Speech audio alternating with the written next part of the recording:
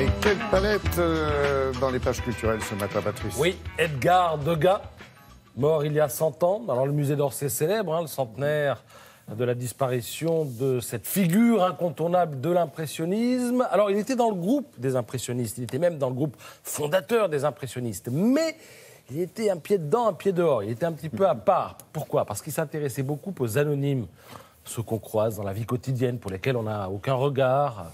Les jockeys, des champs de course, les lingères, les repasseuses, les musiciens, les danseuses. D'ailleurs, ce qui fait la une du Figaro ce matin, c'est un tableau intitulé « Danseuses montant un escalier ». Alors, à l'époque, tout ça a conduit certains critiques à dire de lui qu'il exprimait sa haine sociale, qu'il peignait des milieux dont il exprimait les laideurs et les hontes. Je mets des guillemets, parce que c'était les citations des critiques de l'époque. Ouais. C'était assez violent, je veux dire, ça décoiffait un peu. Alors, Degas, on l'apprend aussi, on le redécouvre ce matin dans Le Figaro. C'était aussi un sculpteur. Regardez en bas la petite danseuse de 14 ans, dont, alors ça je l'apprends ce matin dans Le Figaro, dont on apprend ce matin dans Le Figaro qu'elle est actuellement, à Washington, aujourd'hui coiffée de vrais cheveux, parce que c'était une sculpture de cire, et habillée de vrais vêtements.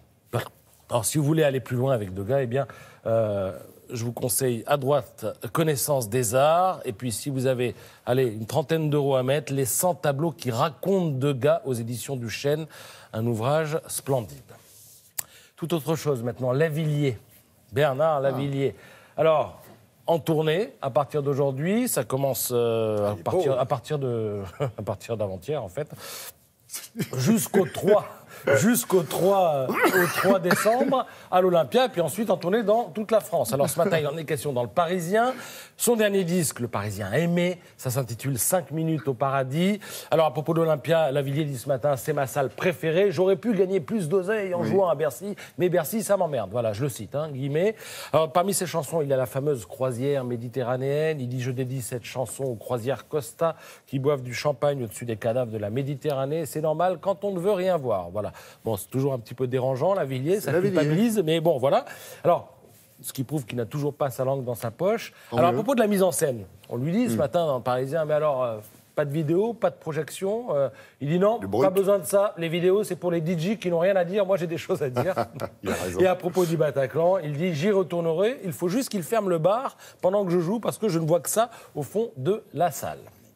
Alors maintenant, regardez, c'est qui, vous allez le reconnaître, Jojo, Georges Marchais, le 21 décembre 80, pour le 60e anniversaire du Parti communiste français au Bourget. Non, c'était au Bourget. Mais alors, vous pouvez le retrouver, place du Colonel Fabien, à l'espace Niemeyer, parce qu'on apprend ce matin dans l'Humanité qu'aujourd'hui a lieu l'inauguration de l'exposition consacrée à Georges Marchais. Alors, grosse entreprise de réhabilitation, on va dire, du personnage ce matin, grâce à Francis Wurtz, qui fut l'un de ses collaborateurs et qui dit c'était un défricheur d'idées, attaché à promouvoir le renouveau de son parti.